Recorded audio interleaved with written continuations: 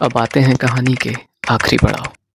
यहाँ मिलता है ब्रह्मा जी का दिव्य हंस, जो कभी समुद्र मंथन से निकले अमृत से भरे 7 कुंडों की रक्षा करता था, मगर लालच में आकर उसने एक बार सप्तकुंड में से अमृत को जूठा कर लिया, तो क्रोध में शिवजी ने उसे श्राप दे दिया और उसकी गर्दन हमेशा के लिए मुड़ गई।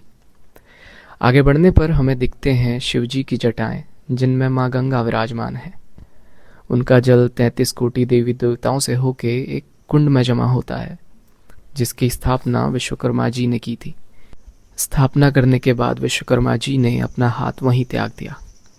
माना जाता है कि पांडवों ने इस कुंड का उपयोग किया था अपनी यात्रा पर स्वर्ग के लिए, जब उन्होंने यहाँ आखिरी पासा खेला था। अंत में दर्शन होते हैं स्वयंभू शिव जी के, जिनके ऊपर ब्रह्मा, विष्णु और महेश जी की 3 मूर्तियां विराजमान हैं।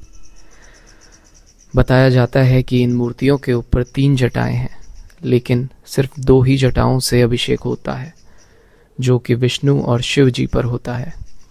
कहते हैं कि ब्रह्मा जी की पूजा नहीं होती। भारत में सिर्फ पुष्कर राजस्थान में ही ब्रह्मा जी की पूजा होती है। यहीं से 2 रास्ते निकलते हैं। पहला रास्ता जाता है काशी विश्वनाथ और दूसरा बद्रीनाथ, लेकिन ये रास्ते कलयुग में मानवों के लिए बंद हो गए हैं और सिर्फ दिव्य शक्ति वाले ही इन रास्तों का उपयोग कर सकते हैं। तो यहीं से वापस लौटते वक्त आपको 4 युगों के दर्शन होंगे: द्वापर युग, त्रेता युग, सतयुग और कलयुग। और इन्हीं के ऊपर आपको दिखेगा ब्रह्मांड। कहा जाता है कि कलयुग जब इस ब्रह्मांड से टकरा जाएगा, तब इस सृष्टि का विनाश हो जाएगा।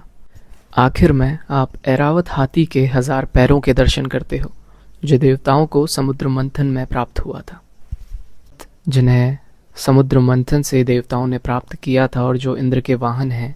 कहा जाता है कि यहाँ उनके पैर विराजमान हैं। इस गुफा में आज भी अनगिनत रहस्य छुपे हुए हैं, जो कि मानवों से दूर रखे गए हैं। तो जिंदगी में एक बार ज़रूर इस दिव्य जगह के दर्शन कीजिए और मिलिए स्वयंभू शिव जी से।